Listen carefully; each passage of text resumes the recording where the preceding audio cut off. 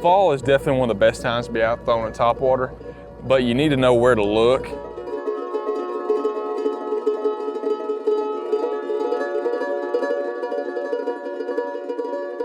We're up a creek right now, and what we're looking for is points with timber, shallow humps, spots where you got trees marked on there. You can find the depth ranges that are different.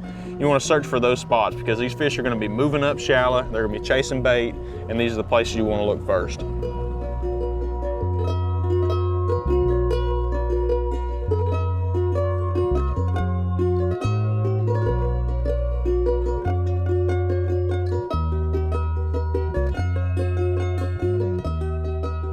Another great spot in the fall is just windblown points, but I like to be kind of specific with a windblown point. Got one on right here. This one is close to a creek channel, and it's going into a creek, and it runs out for a really long way. So this gives them a lot of room to, move bait around and roam. You're liable to find some Kentuckys on it. The topwater that we're using, it's the #1 walking topwater of all time. That's the Super Spook Jr. This is the perfect fall topwater because it perfectly matches the shad this time of year. This bait's 3.5 inches long. It has a pretty narrow profile to it. It just looks like what they want to eat. Little Kentucky. He's just right off that island. That's where these fish are going to school, and they're going to move up shallow and deep as they can throughout the day and feed. Makes a really good place to throw this spook. There's nothing more fun than chasing schooling fish. Be sure you got your reel loosened up so you can throw this bait out there as far as you possibly can.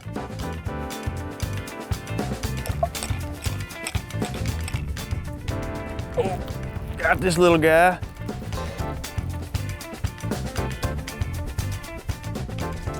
Oh, he's tiny. He's tiny. Nothing's really gonna shy away from it.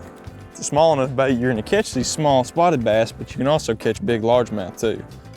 The Super Spook Jr. comes in a lot of great colors. A lot of shad they're spitting up in my boat lately. They've had a lot of chrome tint to the sides of them, so I choose this nickel color because that's just straight chrome. Now, if it gets a little bit cloudy, I like to go to something that's got more of a bone profile to it. This Lake Fork shad has some good greens and orange tint to it. This just looks more like a threadfin shad. It's a little bit brighter pattern. I like to always keep this one rigged up as well, so if they're not biting the nickel color, I can go to this. And if situations change really quickly, like they tend to do in the fall, you'll have both of them ready. I let him jump too much. Ah! This dude's like, I'd like to get a hook in your hand. Oh, got him. Oh, yeah. All we can catch today is these little fish, but dang, they're fun.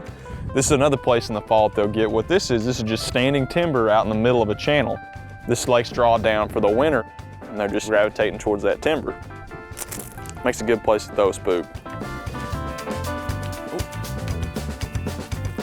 Ooh. We got one, dadgummit. About knocked the fire out of it. It's a little better one. I guess not by much, but better than what we've been catching. That little guy hit it just right off the side of that point.